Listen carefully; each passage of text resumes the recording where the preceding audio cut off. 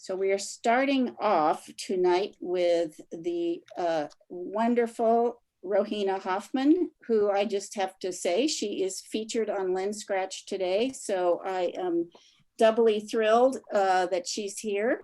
And Rohina, I hope you see all the clapping in the audience. Rohina is a fine art photographer whose practice uses portraiture and the natural world to investigate themes of identity, home, women's issues, and adolescence.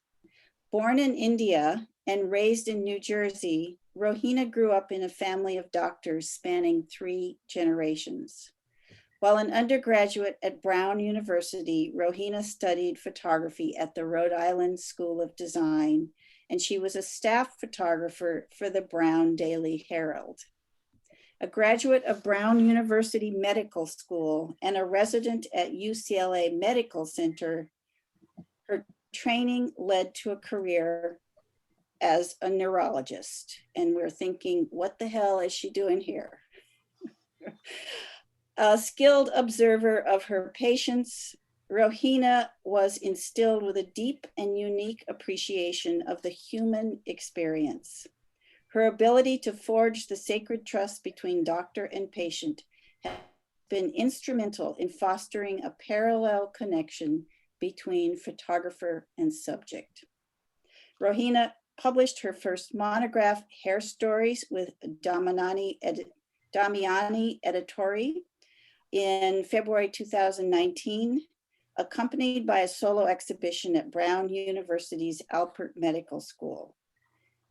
Hair Stories is held in many public collections and university libraries, and I believe she has copies still available, so you can go on her website and purchase one. Wonderful book about women's stories about their hair. Her photographs have been exhibited in jury group shows, both nationally and internationally, in venues such as the Center of Fine Art Photography, the Griffin Museum, Colorado Photographic Arts Center, Los Angeles Center of Photography, Photo LA, and the A. Smith Gallery, and she has received numerous awards. She's been published in Marie Claire Italia, F-Stop Magazine, Lens Scratch, Shots Magazine, and Edge of Humanity, among others. She lives with her husband, 3 children, and a golden retriever in Los Angeles. Welcome, Rohina. Thank you, Aline, for that lovely introduction. I'm gonna share my screen.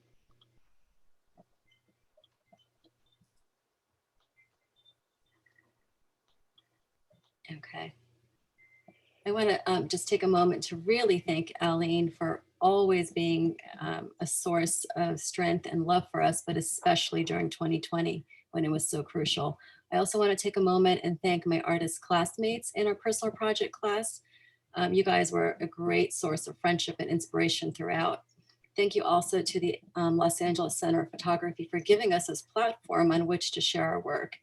And also thank you all for being here tonight, Zooming in, and a special shout out to my family for being here, my husband, my kids, 2 of them Zooming in from dorm rooms, my parents, my mother-in-law, aunts and uncles, cousins, my sisters. Thank you guys. I really feel the love and support, and you're making me more nervous tonight now that I see your faces.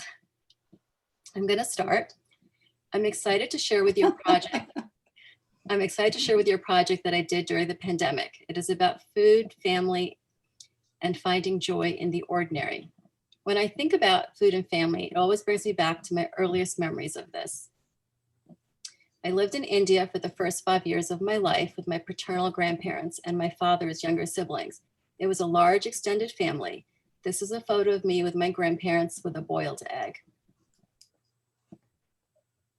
My grandmother was in charge of our daily sustenance. She shopped at various outdoor food markets daily to get ingredients for the evening meal. She rarely ate at the same time as us because she was so busy in the kitchen making the meals. She never cooked with recipes, but instead found a way to use ingredients she had at hand or had bought at the market, and then she improvised. It was pure pleasure for her to not only create these meals, but to watch us devour them. And if you didn't like what she made, she would always indulge you and make something else. The meals ranged from the simple to the lavish, but each dinner was a time for everyone to stop, gather, and connect. I lived in this household during my early childhood, and it became a part of my subconscious. Food was nourishment for our bodies and also, as importantly, for our souls. I came to appreciate the idea of the family ritual of dinner time and the idea of giving through food.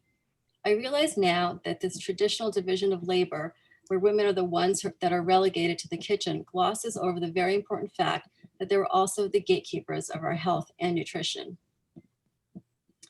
Fast forward to the 1970s and early 80s, growing up in New Jersey with my parents from the age of 5 onwards, my mother was also the main chef of the family, despite her busy work schedule. The family dinner ritual continued, and my sisters and I always ate dinner with our parents, no matter if anyone was working late or had after-school activities. My mother also loved entertaining, and she would have large parties of over 100 people where she insisted on doing all the cooking herself. She took great pride in her ability to create home-cooked meals for our parties and loved working hard to make something special.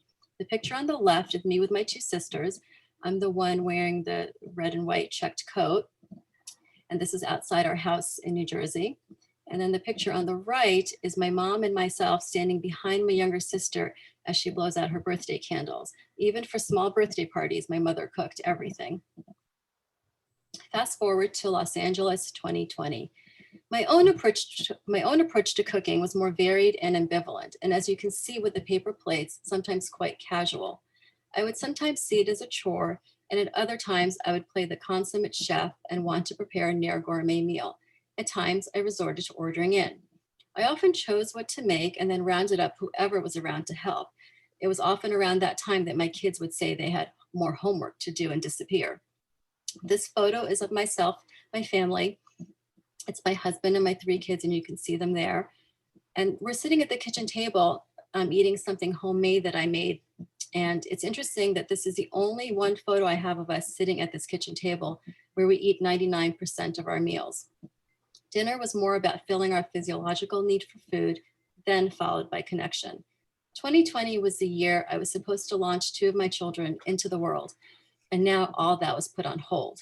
I had more time with them than at any other point in our lives. So COVID-19 changed the way I thought about our dinners and our dinner time. I want to show you what early lockdown looked for my family and what was to become the backdrop of this project. Even though the pandemic is still going on, those early days of lockdown looked and felt different than they do now. This is March 12th, 2020. My kids are sent home from school early. School is closed now through spring break, at least, they say. They come home still a little bewildered, not knowing what is happening, but joining in the sort of excited, astonished communal state, not knowing what will happen next or what to think. It's as if time just slowed down and then stopped. Early phases of lockdown were filled with confusion interlaced with fear. We stayed at home only to venture out for the family walk or go to the grocery store. Streets were really, really empty. We encountered our first line to enter grocery stores. Once inside, empty shelves. There was actually shortages at the market. Getting eggs felt like winning the lottery. While my family was fortunate enough to always have food and not go hungry, we did feel the strain of limited supply. We still felt a little out of sorts and self-conscious wearing our first face coverings. This photo is of myself and my husband wearing gaiters before they were relegated to not being appropriate face coverings. It was also strange at that time and really highlighted what we took for granted. And this was even before the political unrest that followed. My life at that time was really about sustaining my family members. Besides Zooming, we cleaned, we cooked, we spent a lot of time with our dogs. We baked, we made Dutch babies. We became baristas. We hiked. We streamlined our workwear. We home edited. We called seniors in our community to check in on them. You binge watched a lot of TV. There was this rhythm of doing a lot or trying to be inventive and productive, spending lots of time together, followed by doing nearly nothing at all. We tried to make special moments despite our disappointments.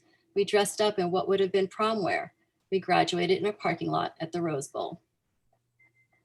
This became the backdrop to my project. Lockdown with my husband and kids, my husband still going to work, my kids Zooming into school, us all trying to salvage and make the best of our situation and find joy in the time we had and in the rather mundane tasks of our daily lives. The family dinner then took on a new importance in our lives. My project in gratitude is an homage to food and family. It's a series of portraits of myself, my husband, and my 3 children showcasing the foods we used to create our daily meals. I also wrote poetry to accompany some of the images. I started taking the photos early on, my first one in April, and it became a near daily practice. In my previous work, I had often used family or friends as my subjects, so having my husband and my kids become my subjects for this project was not much of a stretch, and collaborating with them on this made sense as I was celebrating family. The project started rather serendipitously. A friend of mine stopped by my house in early lockdown, delivering rosemary from her garden. The gratitude I felt for her, our friendship, and the rosemary is embodied in this image. Before using it, I wanted to make a portrait of it. I used some later to make a roast chicken, and even later, I would learn to do all sorts of things with it, like drying it and grinding it for future recipes. Like so many artists I know during the early phases of lockdown, I took many workshops and attended artist talks that I ordinarily might not have been able to. Writing, and specifically writing poetry, became a new focus for me and found its way to this work. This is a quote by US Poet Laureate Joy Harjo that I really like. Poetry tends to hang out at points of transformation. People may not have much interest in poetry at all, or even read it much, but when a death happens in the family, or some grief event, or marriage, or falling in love, or falling out of love, birth, people always turn to poetry. I'm going to read some of the poems I've included in the project, starting with this one. Preprandial. Crushed garlic vacuoles empty out their sulfur, alarm for what lies ahead. A rising heat, a coated calculus rests. A warm blanket of butter, buffering, if only for a brief exhale. Cilia wave, fanning coals glazed with fear. Fridge emptied of ideas, scrutinizing. The percussion of the utility knife, unleashing its cadence to mask the vitriol. Neutralizing corrosion with a juiced lemon. And so this project began. Cooking our family dinner together became a ritual that we had never fully embraced until now. I had this feeling that if I could at least nourish my family, then perhaps we could be safe. Avocados for avocado toast. Crisp the whole grain bread, crush avocado, refresh with a squeeze of lime, paint onto base, eclipse with sliced radishes, a fried egg sunrise. Beets for steaming in water and lemon juice. I also thought about the simple pleasures while doing this project, the family dinner among them. I had an opportunity here before me to find joy through cooking and preparing meals. It served as a means of connecting with my family members and also many around the globe doing the exact same thing. Friends and family sharing recipes like never before. Hence the global pandemic gardens and sourdough baking craze began. The act of doing this repeatedly and daily was also a way to add structure in a time of big knowns. In a time of big unknowns, it became almost a meditative practice to create. I also had a new deep gratitude for the food itself and the farmers and the laborers that brought it to market. In taking these portraits, I would often think about all the effort and the hands that had touched the produce before it ended up with us. Corn for boiling with kosher salt. Baptized in teardrops, kernels of a sweet summer, silk tassels clinging. Peach for burrata and stone fruit salad. Sun gold summer smile, the stone inside, an urchin hiding its worry. I paid attention to the color of the foods in order to focus on the celebratory aspect. The titles of the images reflect what we made with each food. Watermelon for arugula and feta salad. Crumble the feta, whisk our doubts into nectar, Christmas in summer. Bell peppers for stuffing with ground turkey, rice, and onion. The quiet gestures documented in these photos were to document the profound moments in time. Lemon for citrus vinaigrette dressing. Zest segment and shake, every seat taken in the champagne orchestra. Grapes for roasting with cheese. This act of repetition and practice of doing dinner and the act of giving to others through food became important. There was now a new focus to comfort and to produce tangible results. Through meals, we found connection and grounding, and I tended to the health and nutrition of my family. It was in the very physical and emotional act of nurturing by engaging in this task of cooking that became more life affirming. Onion for white bean and spring vegetable soup. Oranges for citrus caprese salad. Cherries for summer cobbler. Carrots for roasted vegetables. Radishes for shaved vegetable salad. Artichoke for steaming with aromatics. Clipboard cellulose, lemon, garlic, 1 bay leaf, the midwife's tending, post thistle inside steamer basket, boil and deliver, a jade heart beating. Eggplant for Bangan Barta. And this is the last poem of my project, Postprandial. In the archives of the deep folds of my reptilian brain, I can still taste the honey of memory, thick with onion blossoms and blistered tomatoes, lingering words seared to the skillet, crossword tracks of sea salt, seasoned for another day, their voices crashing against the membranes, messages spiraling in the labyrinth, the warm content in my belly, golden milk, sending signals northward. Now I'm going to share with you some behind the scenes slides of my project and show you my process. This is a typical session. This is my son, Dylan. I would often choose which subject I was going to shoot, depending on just who was around and more readily available and flexible with their time. And then I would choose the produce and clothing for the shoot ahead of time. And sometimes I would let the subject choose it themselves. Then we would go outside, usually in the late afternoon, early evening, and I would have them handle the produce. I would give little direction at this point other than encouragement and say, hey, try something different. I wanted them to feel the physicality of the produce and add their own quirkiness and personality to the portrait without over directing it. But in the end, I would choose the final shot myself. And of these 4, the last shot is the one that I ended up including in my project. This is a photo of my project board or mood board, so to speak, of where I had all my images that I shot for the project printed. And this is where I would edit them and decide which ones stayed and which ones did not make the cut. I would also use this board to add my poetry to figure out which ones I wanted to include. And then anytime I read or heard anything related to my project, it would get pinned to the board and I would evaluate it at that point.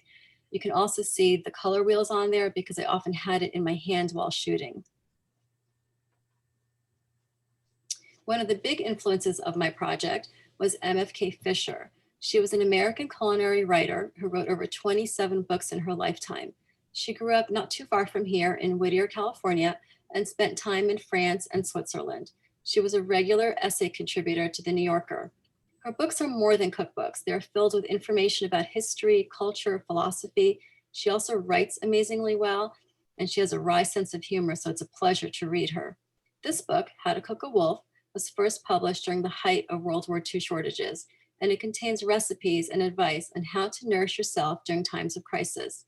And it became so relevant during 2020. It is about rising above panic through the use of creative methods in cooking and cooking economically to feed and calm yourself.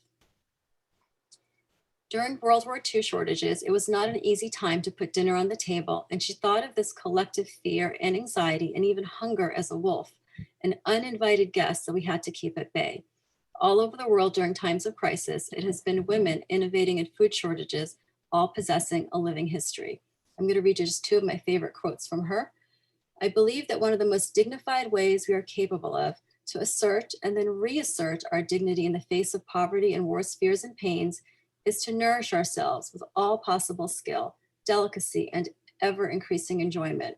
And with our gastronomical growth will come inevitably knowledge and perception of 100 other things, but mainly ourselves. There can be no more shameful carelessness than with the food we eat for life itself.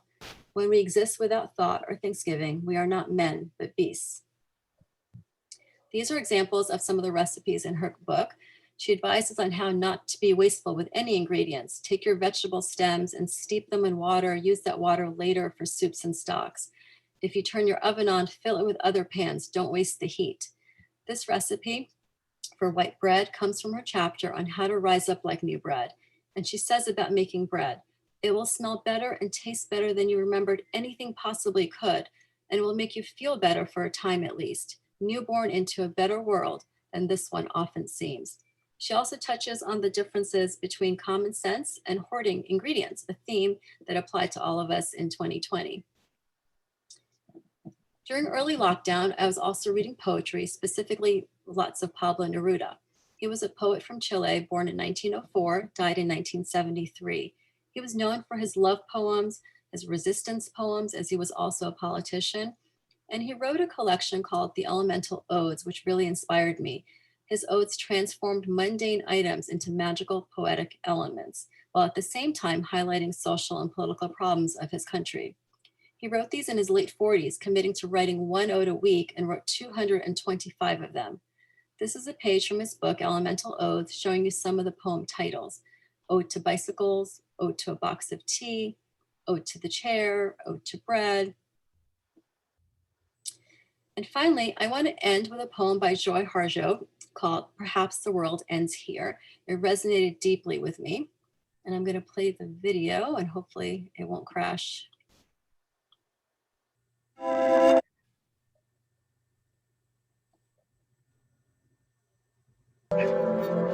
The world begins at a kitchen table. No matter what, we must eat to live. The gifts of earth are brought in prepared, set on the table. So it has been since creation, and it will go on. We chase chickens or dogs away from it. Babies teethe at the corners. They scrape their knees under it. It is here that children are given instructions on what it means to be human. We make men at it. We make women. At this table, we gossip. We call enemies and the ghost of lovers. Our dreams drink coffee with us. As they put their arms around our children, they laugh with us at our poor falling down selves. And as we put ourselves back together once again at the kitchen table. This table has been a house in the rain, an umbrella in the sun. Wars have begun and ended at this table. It is a place to hide in the shadow of terror, a place to celebrate the terrible victory. We have given birth on this table and have prepared our parents for burial here. At this table, we sing with joy, with sorrow. We pray of suffering and remorse. We give thanks. Perhaps the world will end at the kitchen table, where we are laughing and crying, eating of the last sweet bite. In her poem, the kitchen table represents all human endeavor. And in my project, the food we prepared each day, setting the stage for our family dinner, was the hub of our humanity. I became a part of this living history, connecting me to my mother and my grandmother in a profound way. Thank you.